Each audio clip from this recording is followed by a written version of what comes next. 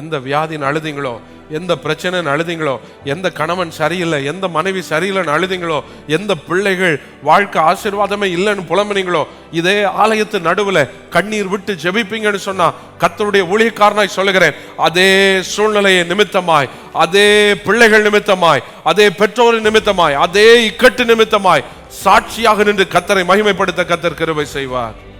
Hallelujah.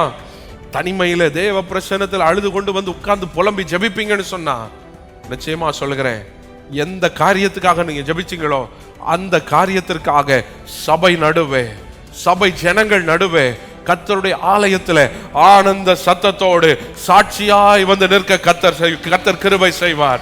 Your test will become your testimony. உன்னுடைய உபத்திரவம் உன் சாட்சியாக மாறும். அல்லேலூயா. விசுவாசித்தால் தேவ மகிமையை காண்பாய்.